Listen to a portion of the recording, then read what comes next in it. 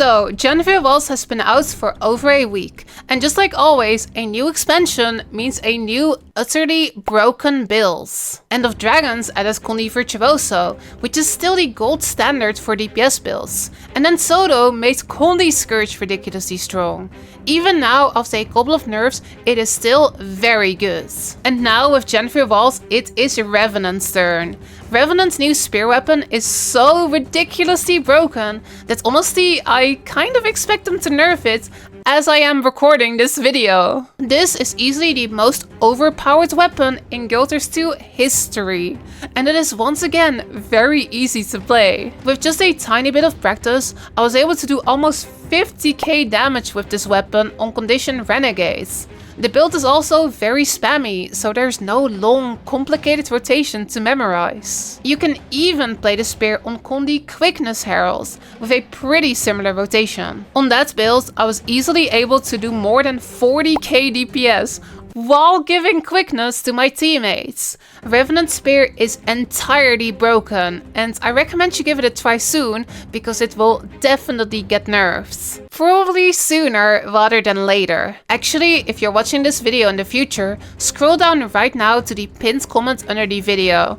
If this build gets nerfed a lot, I will write it down there. It will probably still be quite good even after nerfs, but the rotation might very well change. And with that warning out of the way, let's dive in. How do you actually do 50k DPS on Revenant Spear? In this video, I'll tell you what works for me, and I'm gonna try to keep this as easy and accessible as possible. For more advanced tricks and a more in-depth guide, I highly recommend you check out Snowcrows.com. The people over there know this stuff much better than I do. First up is our setup. The gear is actually the same for both builds. We're using full Viper's armor and trinkets, with Trapper Wounds, Torment and Earth Sigils, and Relic of the Fractal. For this video, we'll keep it easy and we will stick to using only a single spear. For consumables, we're using Meaty Asparagus Skewer and Toxic Focusing Crystal. Let's start off with the full DPS build. Condition Renegades. We're using Kala and Malix for our legends, and the traits are on the screen right now. The way this rotation works is pretty simple.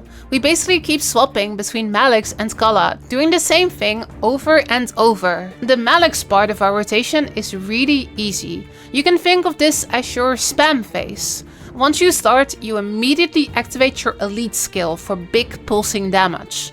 You want your elite to be up the whole time you are in Malix. Once that's done, you spam skill 2 and skill 5. Just press them when they're available. Also use skill 4.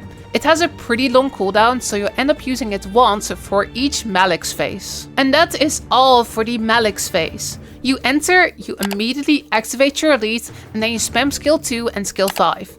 Also, cast skill 4 once. I do hope that that sounds easy enough. If it does sound like a lot, I recommend practicing it a little bit before moving on to the next part. Once your energy hits 10%, press F1 and swap your legend to Kala.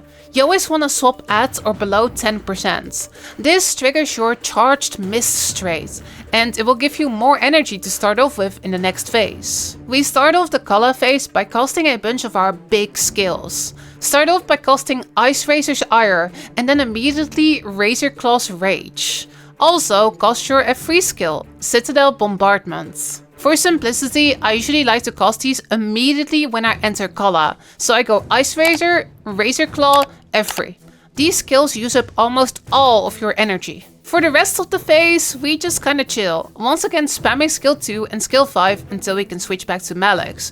But there is a little bit of a trick here. Ice Razor will come off cooldown right before we can switch back to Malix. It is big value to use this right before we leave this phase, because then we get 2 Ice Razor casts per Kala phase. To make sure we have enough energy for Ice Razor, we have to save some energy, and we can do this by only pressing skill 5 twice. If you press it more than twice, you will not have enough energy to cast Ice Razor a second time. That might sound like a lot. I promise it's really not that bad. Let's recap. You enter Kala and you cast your big skills. Ice Razor, Razor Claw and F3.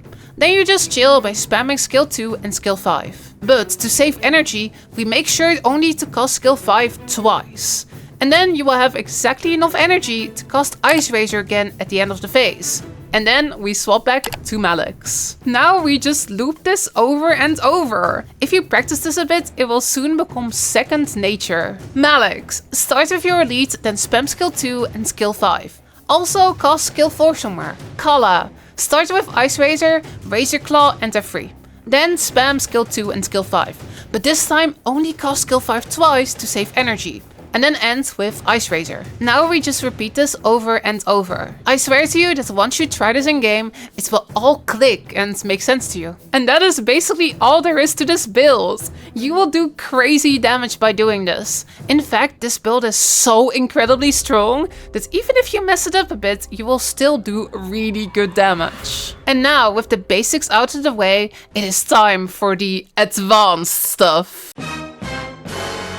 Yes, I did recycle that joke from the Virtuoso video. They'll probably nerf this build soon, so I didn't have time to write something new. When you start your rotation, you can do a cool opener for nice damage at the start.